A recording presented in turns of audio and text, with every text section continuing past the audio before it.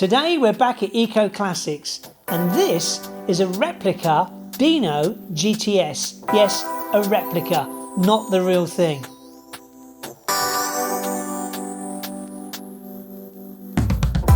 The original car was produced by Ferrari between 1956 to 1976. They were a mid-engined, rear-drive sports car. It was named after Ferrari's late son Alfredo Dino Ferrari, who designed the V6 engine used in the original vehicles. In fact, the Dino logo was based on Dino's actual signature. These door handles are rather fetching. Very simple little switch at the top, and then you've got these, well, what would you call these seats, Nick? They're very original style seats. Yeah. Interestingly, there's no adjustability in them, right? They are a fixed bucket seat, right, which slides backwards and forwards, so you've got to be just the right height. It is a targa top, so you can take the roof out if you're a little bit on the tall side. Rather than that, it's quite, should we say, compact in here. You've got a lot of bonnet up the front, a lot of boot and engine motor up the rear.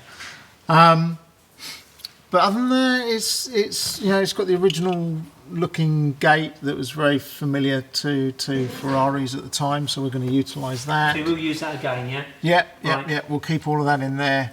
We're going to keep the original cooling pack in the front and run the water pipes down the middle.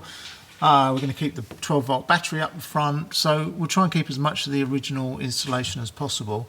It makes it easier, but it also, we've got quite a lot of battery in the middle of the car, so having a little bit of weight up the front will help the weight distribution, because we're going to put the whole battery in the middle there. We're not going to, you know, on most of our conversions we split the batteries front and rear. Yeah. This one we're going to put most of them in the back there. It's got some lovely gauges in here that look very original, especially the rev counter and the speedo. So again, we're going to drive all of those off of our sort of can to analog board that we use to do that. And then we've got all of these very original little switches and things for nice. Yeah, this is all, if you're looking at Dino, this all looks very much like the original car. So yeah, it's got to get all that to work. Get involved! So what do you think of replica cars? Please leave a message in the comments below. Don't forget to subscribe and become part of our classic car community. Right, let's have a look under the hood then. Nick? What do you expect to see under here? Not a lot, hopefully. And you're right, there isn't a lot. It's a spare wheel well. Yeah.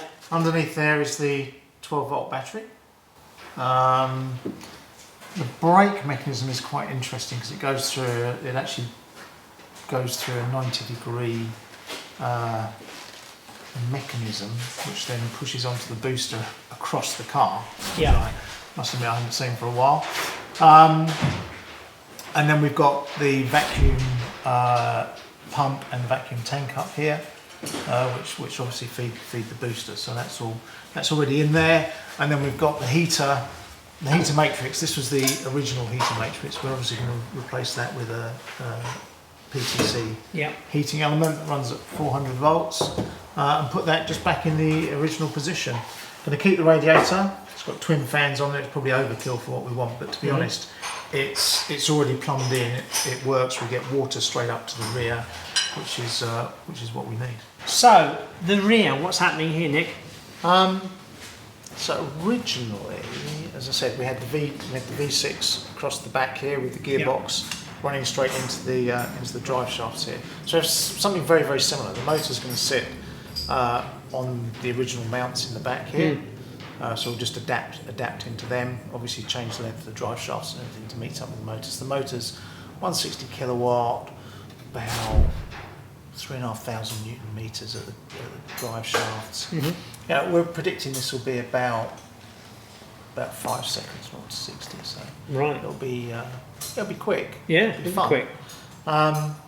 Nice lot of space there, actually, isn't there? There is quite a lot of space, yeah. But we're going to put 16 modules in here. We're going to make it in 3 battery packs. We didn't want to change any of the chassis, obviously, so we've kept that whole structure the same in the back there, and we're just attaching onto that structure as it is already. Yeah. So it comes up with 2 banks of 4 and then a bank of 8 battery modules in the middle.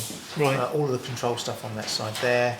It's going to have Type 2 charger in the fuel filler, Yep. and then a CCS in this rear panel.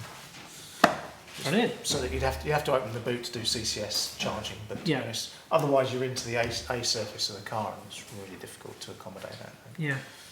So yeah, looking forward to having it done. So, if you've enjoyed this episode of Down at the Barns, don't forget to like, share and subscribe so you never miss an episode.